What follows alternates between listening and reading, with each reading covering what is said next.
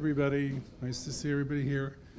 It's wonderful to have people in the building, and welcome to everybody who's on the call. I can't see all your names just yet, but I'll be looking over there in a moment. So, Merry Christmas and Happy Holidays, or if you don't celebrate Christmas, it's an old holiday that has evolved down through, really hundreds and thousands of years. At solstice time, it's been celebrated in lots of places. And whatever brings us together today, we're all grateful to see everybody. I want to welcome everybody to the Zoom call. I know there's many of you that are watching from, will be watching this week from YouTube and from where else? Facebook. We get your comments. We appreciate them.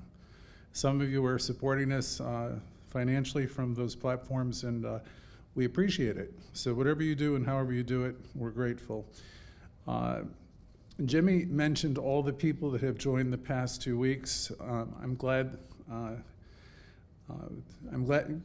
to see all the new people. We have a membership drive going for 2023, and all that really is there's a form to sign. And if you've been a member in 2022, you simply just renew it. It takes 2 seconds. You can ask Jimmy, he will explain it. I want to start today I have a reading of Ernest Holmes. Ernest Holmes, by the way, if you don't know, was our founder, the author of our textbook. I read it last year. I thought it would be appropriate because it's his Christmas letter. Ernest wrote, "Christmas is for remembrance. The love manifested through our gifts to each other typifies the offer of life and the givingness of spirit to its creation. The hands of the eternal are outstretched through our hands, and the heart of the infinite beats in the human heart and breast. But the giver must give of him or herself, for the gift without the giver is bare. It's not then in lavish gifts that we find true giving, but in the sweet simplicity of a remembrance, in the kindly thought, the tolerant mind, and the gentle act. Love alone can extend love to others. Sympathy alone can sympathize, and only goodness can really do or be good. The one who gives for reward doesn't really give at all. He or she seeks to bargain or trade for spiritual gifts, and they sense a loss in their own giving and find no real completion through the act. But he or she who gives half of their food to the hungry feels justified and is warmed by a real sense of being a comrade and friendship. He or she has established an actual unity between themselves and the other offspring of creation. Great causes," he said, "will succeed when there's a giving of humanity to humanity from extending person to person. With a check that we write must come the one who wrote it. Your interest, at least, or your enthusiasm, your interest, your love. The check must be a symbol of the desire to impart yourself, and it then shall it multiply its benefits and do great good. Charity by itself is cold," he thought, "but love is always warm. When we bring love into the picture, when our heart speaks to another heart, a divine connection is made, and then there becomes a heavenly discourse." Dr. Holmes said each of us, each of you, each of us, we all have something we can give, but each of us, must give what we can. If we're bringing our gifts to the altar of love, nothing less than the best will be acceptable. Nothing less than all is enough. May the real spirit of Christmas time, the giving of the self to life, enter into your hearts and minds today and throughout the year. Sincerely, Dr. Holmes. So that's a good way to start off on Christmas morning. Welcome, everybody, once again. So this is our annual Christmas lesson. We usually start, I know there's already been a prayer meditation. We start with an affirmative prayer. Right now, let us know that this divine presence, this activity, this energizing spirit of life moves within each and every one of you. The peace and the love of God, of Source, the spirit of Christmas is indwelling in each and every one here and everyone on this extended call, into all your homes, your living rooms, all who hear this throughout the week. Know that the peace and love of Spirit, Source, call it what you will, is within you. And all that this Source has or ever could have is yours. It is the power and it's the presence that's alive in each one of us right now. As we reflect, we realize there is only one life, one spirit in everyone, everywhere. The life divine. That life, again, is within all of us. Every last person, everywhere. That's perfect, and it's whole, and it's complete. This one that is in all of us is the gift. This one life, rather, is the gift of this season. It is the one life celebrating its love in the special season of love. Right now, each of us can affirm to ourselves, the one power and presence now leads me, guides me, directs me forward into a fresh new demonstration of life. As the infinite potential is always there, it's always there within us, awaiting a demonstration in our life. I celebrate this season of love, and I share my love with those in my life. I declare it is so, and so it is. So, again, welcome, everyone. We have a class every Wednesday.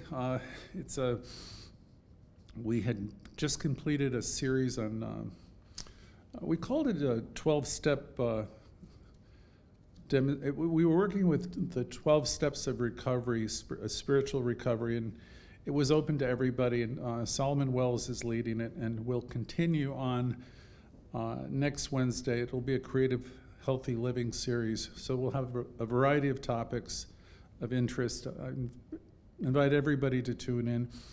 And then every Thursday, we do our self-healing class, which is based on the book You Can Heal Your Life by Louise Hay. As many of you know, Louise Hay was a student of this church, and we've been really involved with all her work since her book was written in 1987. I mentioned we have a virtual membership drive going on right now throughout January. Please take a moment and sign up or ask Jimmy for the form. So those are my commercials. So back to the message. We want to talk a little bit about the season and the message. I think the meditation gave you a clue what it's all about. This holiday in particular brings out the best in people, in case you haven't noticed. It was always my favorite holiday. When I was younger, of course, it was about opening lots of presents, hopefully, under the tree. But now it's something that's much different. Christmas season and this holiday, and it's not too late to, if you haven't done anything with Christmas yet, today you can do it today.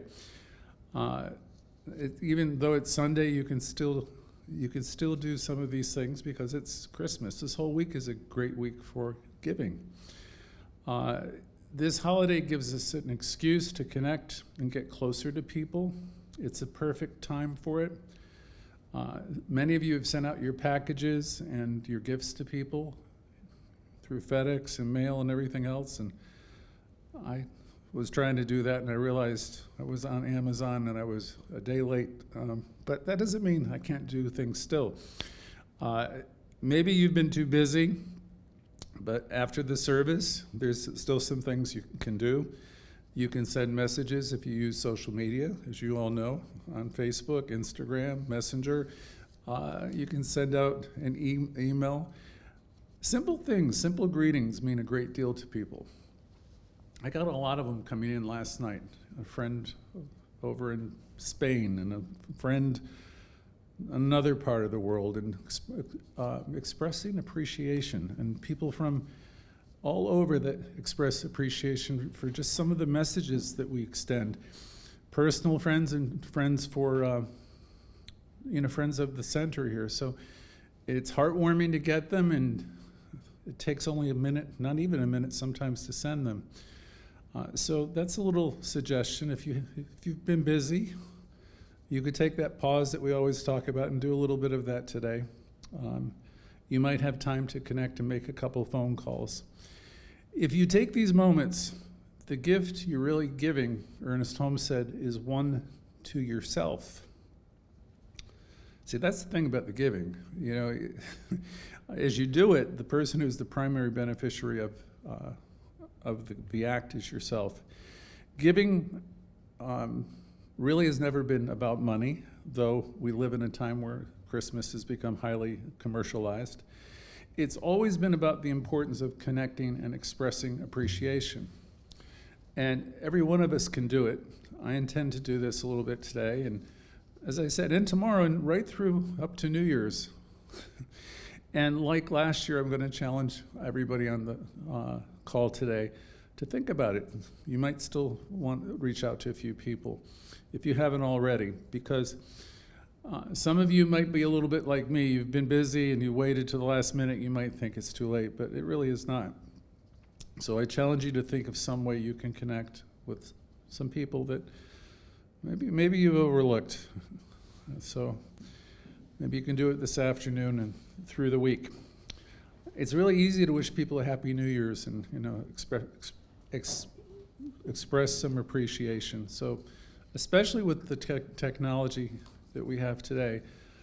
I remember years ago, my mother was selecting Christmas cards and she was getting them engraved, and it was a big thing, and the whole, and it was nice. It was really, and she would write special greetings. But with technology today, maybe it's not quite as, special as a handwritten greeting, but it's still important to extend yourself if you can.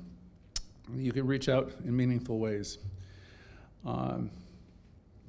Today I could reach out to 100 people in 5 minutes. So, these are things we can do. It's an important thing to do for ourselves. Also, if there's anyone in your life that somehow or another there's any discord, or, I don't know, you might be upset with, this is a great time for building bridges. We teach here each and every instant is for giving, for bringing that forward. And if you have the consciousness, you have the energy, you have the awareness, it's smart to do it.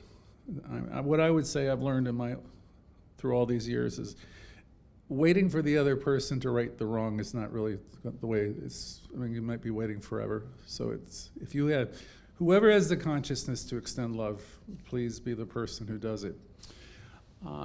So those are some of the suggestions. Also calling a few people and build bridges. A while ago, I spoke about love in law. Now, this is something we talk about all the time in the textbook. In fact, there's a couple banners here. It says, "Love points the way." And with that, there's spirit within you that's always wooing you. So that's love. It's inspiration. It's giving you a nudge. It's giving you a knowing. It points the way. Now, whether you act on it or not, that's another story. You might have a moment that I could do this or I could do that. Love will point the way.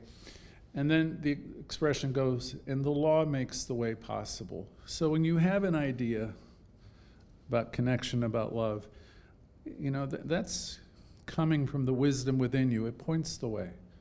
And and then as you proclaim whatever it is, this relationship is healed, I am whole, I'm complete, and you believe it, then the law will bring it forward. But you have to believe yourself that this is the way it works. Otherwise, it works the other way. If you don't believe, then it fails to demonstrate. So our faith is really about having, increased, our teaching is really about having that faith that life is responding. So A while ago, I spoke about this, and Ernest Holmes, who is our founder, as I said, desires for us to bring forth more love into our life, into our lives. And he said to practice it more. Practice seeing the good. Just practice it, even when the good doesn't seem to be there. That's something I learned from Benjamin Franklin, when I was probably 18 or 20 in his first self-help book. Assume a virtue, he said, if you don't have it. So practice seeing the good. Practice giving people the benefit of the doubt. Practice seeing wholeness and health, and you'll start to see it appear. Holmes wrote of this, had a talk which was entitled The Art of Happiness. So before this day and this week passes, let's reach out a little with kindness and connect wherever we can. Today we have the ability again to lift ourselves up. I was speaking to somebody just last night who was going through a horrible time, just lost his job, he was alone, separated from his family, and I was just listening, and his pain was real. I mean, it was, and you have to listen a bit before people want to hear anything back. And I kind of gradually guided him over to, said, if you're open, there's got to be some things that you're grateful for. I don't know what they are and who the people are. And I said, the very fact that you're communicating with me is good because you're sharing it. Because if you bottle up this stuff and you're not sharing it, then it's circular. It goes round and round in your head. It's like an obsession. And it's some version of ain't it awful, and it can be very painful because your feelings are going to follow your thoughts. And so all I was able to do was guide him around to see what,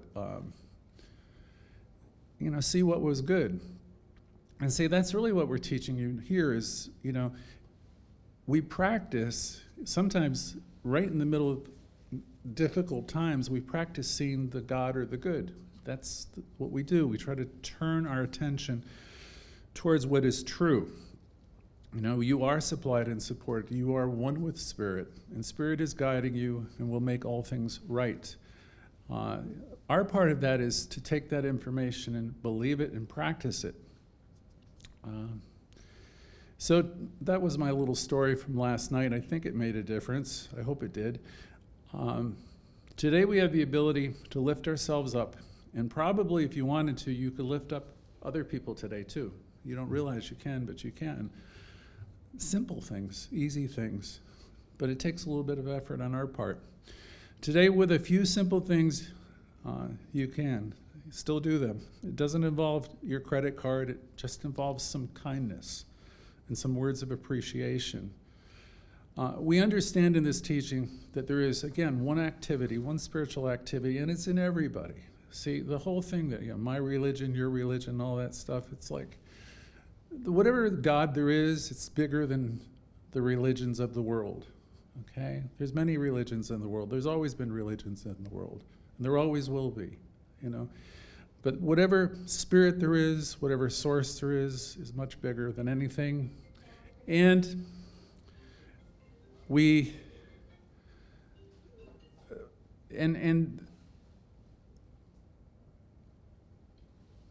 just as you contemplate the globe and the people who live in every country, we understand that there is this one presence that's in everybody. And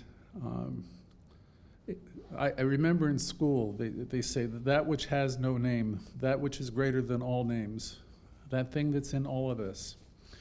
I remember encountering the word namaste when I was younger, and it had great meaning to me because it's the greeting, the salutation, namaste, which means that part of me which is divine recognizes and sees and acknowledges that in you. Okay, that has no religion. That's spiritual awareness. And hopefully we grow into that more and more. Any of us in this teaching understand that we're connected to this, and we're connected to everyone. So again, reach out to anyone you love especially, and even reach out to people you see. Today, tomorrow, this week, This is a gift that you can give, again, to yourself. You can start doing this today. It could be a spiritual practice for you. I know already in the talk, somewhere in the talk, I have my friend Pat from Florida. Years ago, she told me she engaged in a new spiritual practice, and she says, and I said, well, what is it? She says, I just say thank you to everybody and I smile. And I said, what's that doing for you? She says, wonderful things. She says, you don't know what good that can do just by saying thank you and smiling to people. It is simple, right? But it really can be quite a thing. She looks people in the eye and she actually does that. And all of a sudden, life is sparkling for her because she's not just blinders on, not seeing anybody. That was a lesson for me when I first heard it, and I thought about it many times, and she's still doing it. The gift, again, that we're giving is ourselves. So you can start any time. Wherever you do this, whatever attempt you make, you're adding what Barker said, you're adding love to the equation. That was one of his great expressions. You're adding love to the equation. You're adding appreciation. And it's such a healing activity. This seasonal spirit moves us, and it feels good to do this. So we're adding love to the equation, and that was one of his well-known phrases. Perhaps some of us have unresolved issues with our family, our friends, our loved ones. And again, this is a great time to build that bridge. Even if they don't respond 100%, it'll make you feel good. My family had issues of all kinds after my mother passed away. It was like war. And for a few years, nobody was speaking. And I just kept sending the cards, Christmas, birthdays, anniversaries, all of that. I don't know if they hated me for doing it, but the thing is, if you have the ability to do that, be the person that does that. And, gradually, over time, some of those walls start to dissolve. And the other thing, even if I want to do those things because I don't want to have any of that stuff living within me. I don't want to perpetuate any of it. I don't want to have any part of it. So do your part. And you don't have to be attached to the outcome or what other people, how they respond. But the gift of connecting or attempting to connect will do great wonders for you personally and psychologically. Words of appreciation and thanksgiving, again, are good any time of the year.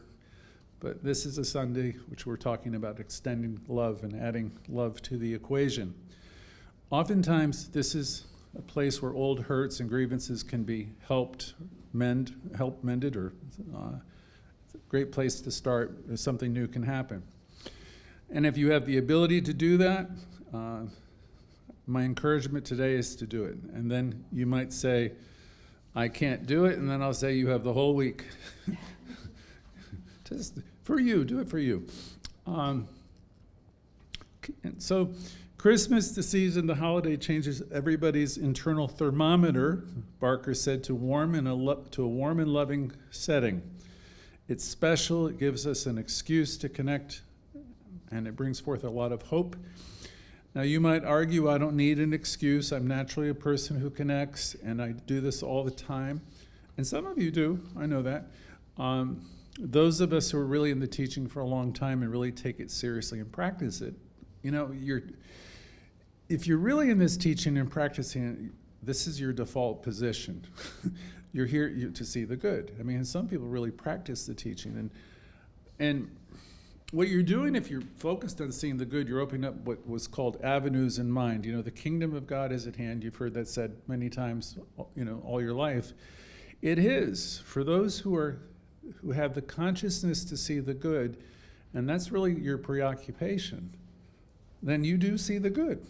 You see the good if you're going into medical situations. You see the good if you're in relationship situations. You just see it because that's your faith. But not everybody has that.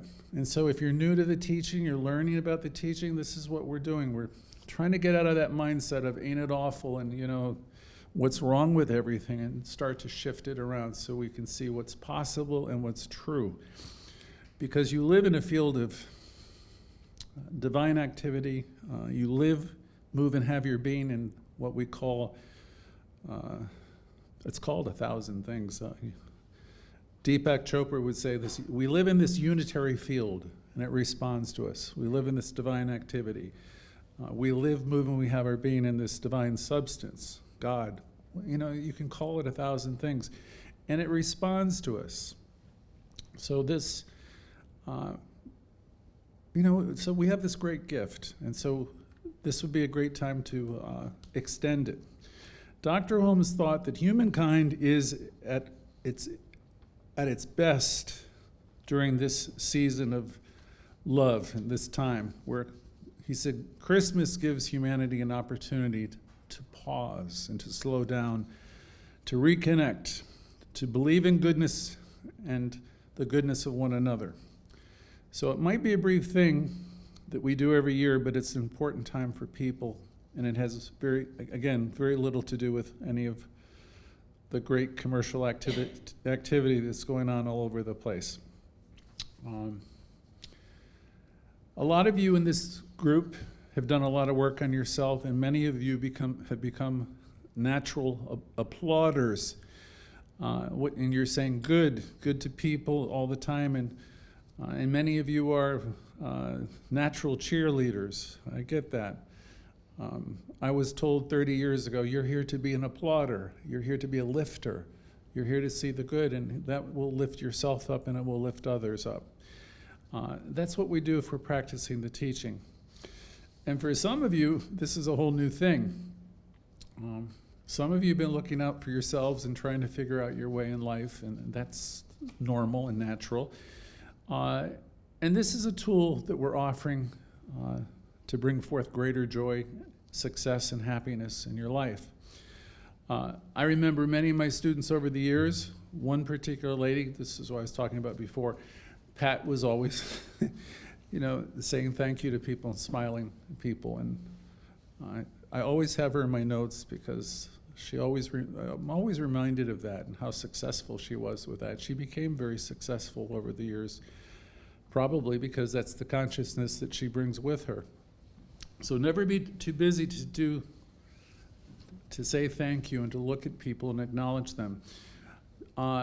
Today we want to know, especially this weekend, that peace on earth and goodwill are attainable, but it doesn't happen without you. That's the thing that Dr. Holmes was adding in Barker. None of this happens without you. You remember, you're the gift. You have to be a part of it. So we want to extend that little bit of effort, and it will pay off. I know throughout the weekend, this whole week, you've probably been feeling a little bit of excitement. I sense it. It's all around us. It's everywhere. It's in the holiday. And let's also think for a moment about the birth of Jesus, that this awakened person, this person with such extraordinary consciousness, this aliveness, this Christ that was in him is within everybody potentially. Okay, so this is a season.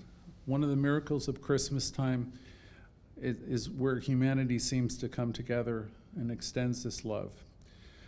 Now, with religious science and our teaching, we don't believe in miracles from above.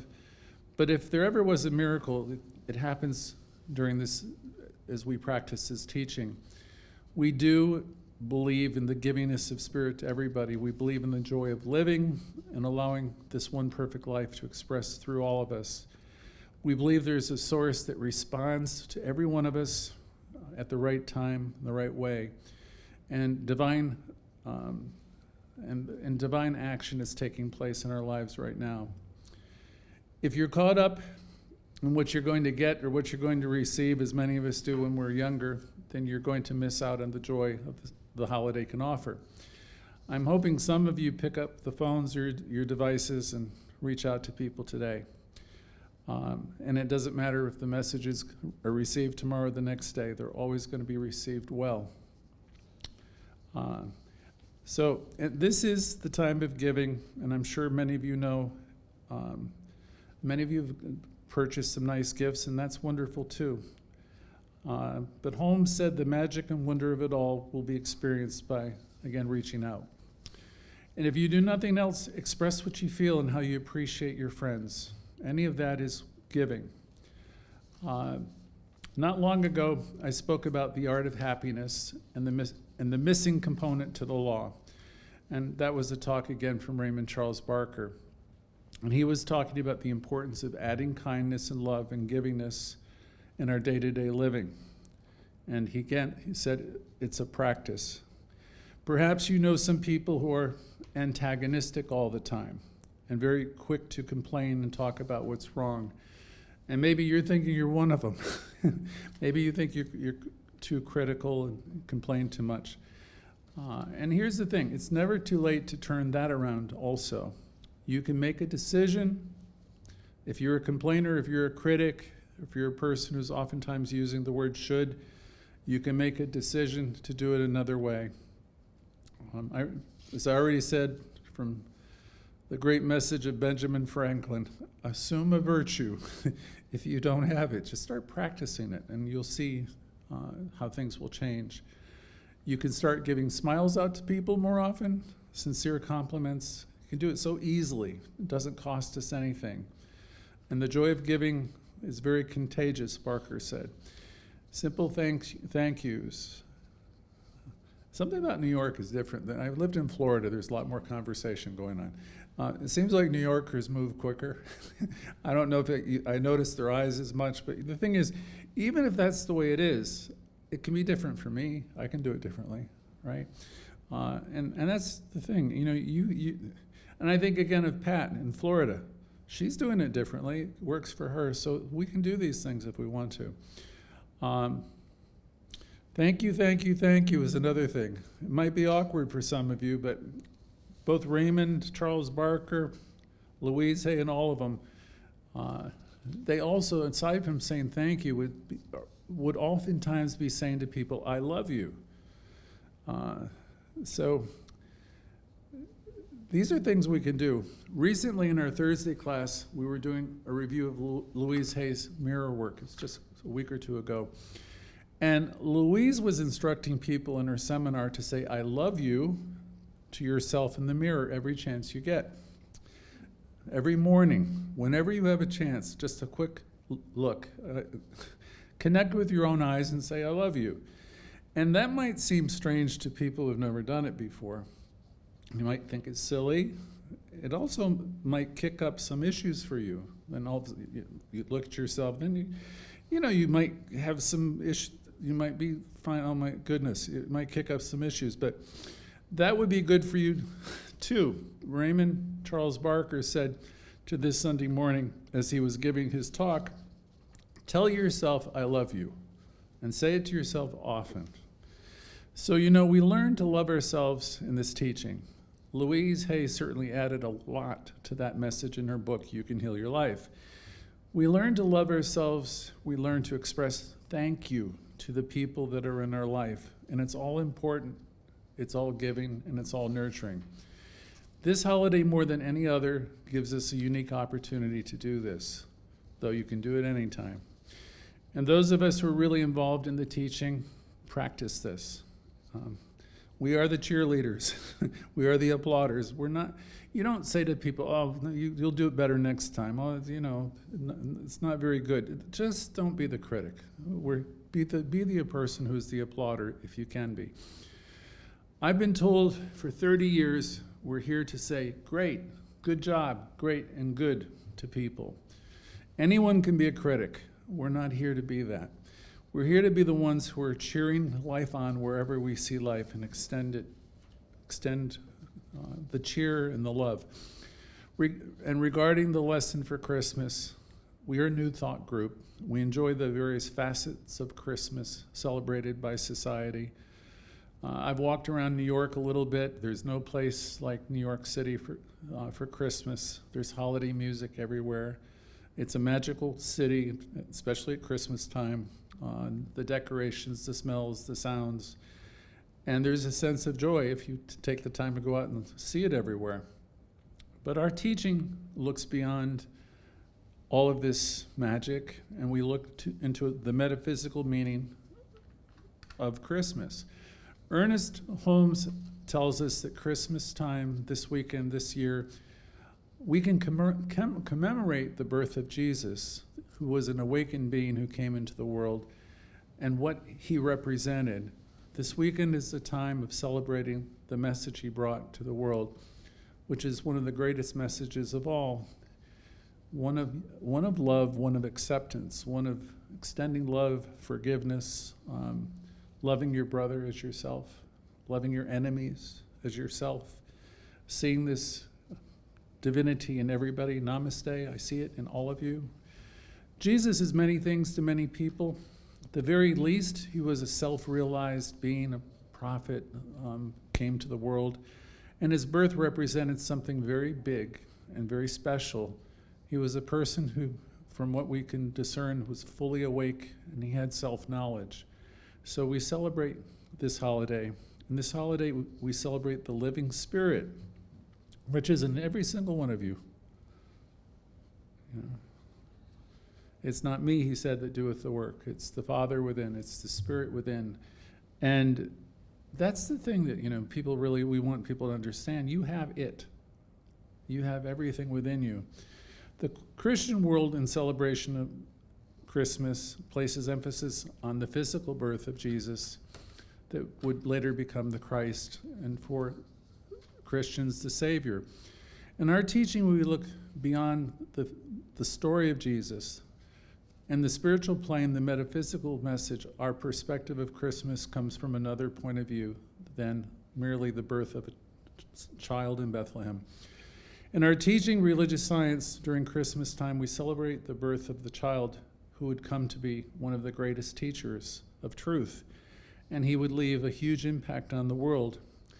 Most of you know the historical things that have been written.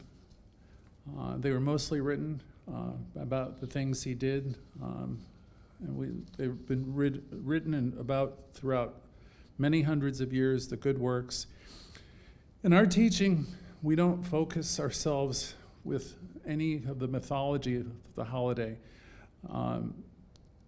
I can tell you much of the Christian celebrations that we all love. Many of the Christian aspects of Christmas have come down through other ancient cultures going back over thousands of years. I researched them a little bit, and all these came before the time of Jesus. Many were in operation long before he arrived. Many of our Christmas traditions were celebrated 4,000 years ago. For example, the 12 days of Christmas, the bright fires, the Yule logs, the giving of gifts, parades, carol singing, all of this has been taking place long before the time of Christ. And they were celebrated right going back to ancient Mesopotamia.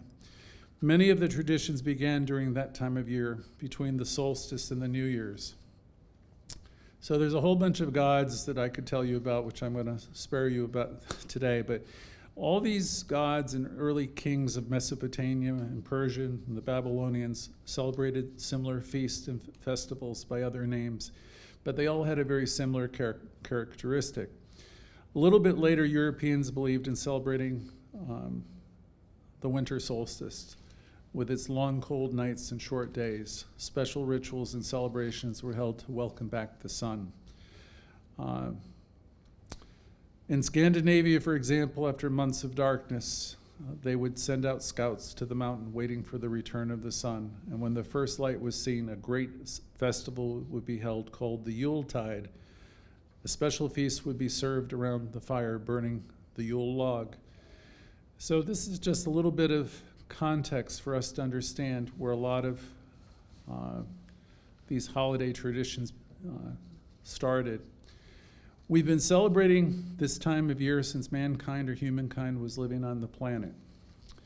As metaphysicians, we celebrate what Jesus represents to humankind, specifically the great teachings of this enlightened person. Some would say he was an avatar, meaning a great spiritual being, a genius. And I would think this is probably so, and many New Thought groups believe there have been others like him that have inhabited the earth in history, and this is probably true also. Certainly, he was a self-actualized being who impacted the world, a great teacher, and a great way-shower.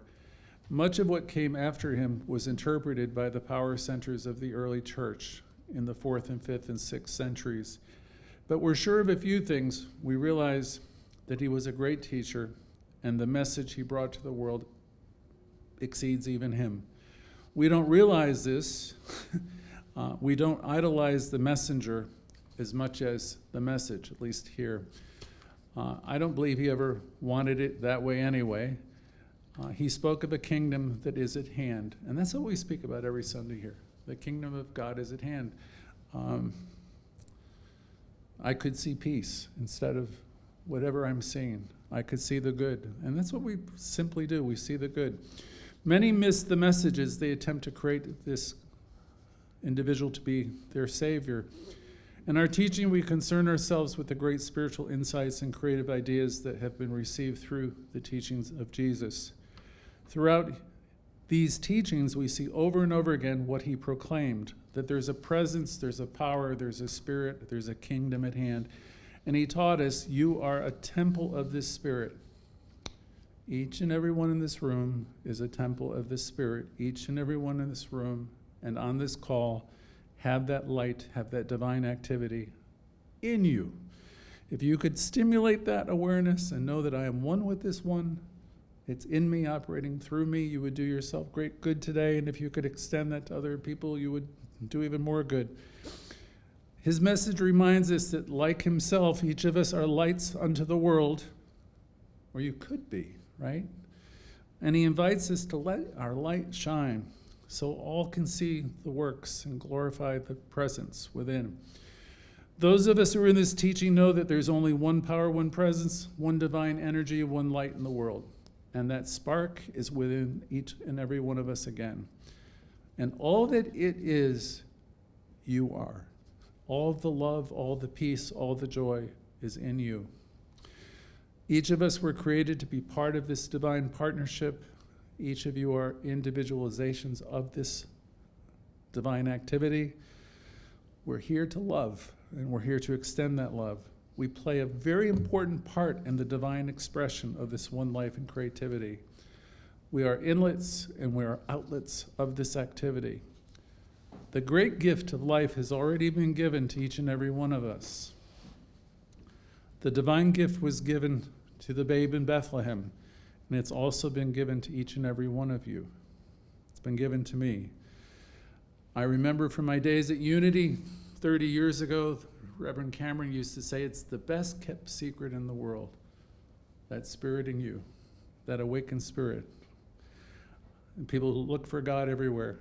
And God is to be found, the spirit is to be found right within your heart and your mind and your consciousness. It is the one sacred life, the infinite and the eternal in you, operating through you. So we have every right to rejoice and celebrate. This beautiful holiday reminds us of the best kept secret of the ages, the presence in you. The highest God is the innermost God. And that's the one God. And it's a part of everyone and everyone on this call and whoever hears it in the weeks to come. You've got it. It's in you, operating through you. Jesus, whether he fully knew it or not, came and he empowered humankind to realize their own connection with Source. He said, these things and greater you will do too. He taught each one of us is always in a process of giving birth to the divine within. The birth takes place every day as we provide spirit with a fresh new starting point of creativity. And we're here and we're present and we're in this divine substance that responds to us in this new day full of potential and possibility. So I'll wind down by saying it's not too late today to connect and remember who you are, to extend that, to reach out to people. So get on your devices and do what you do with them. And this is a season for all of that extending of appreciation to others. When we do this, we're connecting and we're giving birth to a new reality. Let the walls go down and let's start connecting. Mending fences, offering peace, offering thanks. With this teaching, we have been given such a great gift, a gift of knowledge of who we are. We are the spirit of the universe, individualized in us. This is a great gift if you have this awareness. You can't lose with this, as Dr. Ike used to say, with the stuff we use, because you know who you are and you can extend who you are. And if you keep coming from the place of having that spiritual awareness and extending it, my God, just think of the world you create. Today we celebrate this knowing that we are forever within the divine embrace. The greatest teaching in the philosophy of Jesus can be summarized in one great word, and that word is love. Feel it, know it's within you, extend it wherever you can.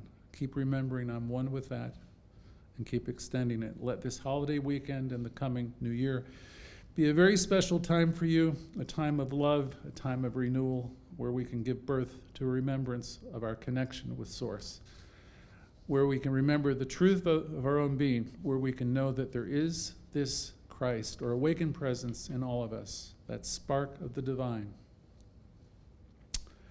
So, as we close today, let's all know that we can extend this love to others today. And I'm going to say, and I know you will, and we know that we can live as way showers all. And so we are the lights unto the world, and so it is.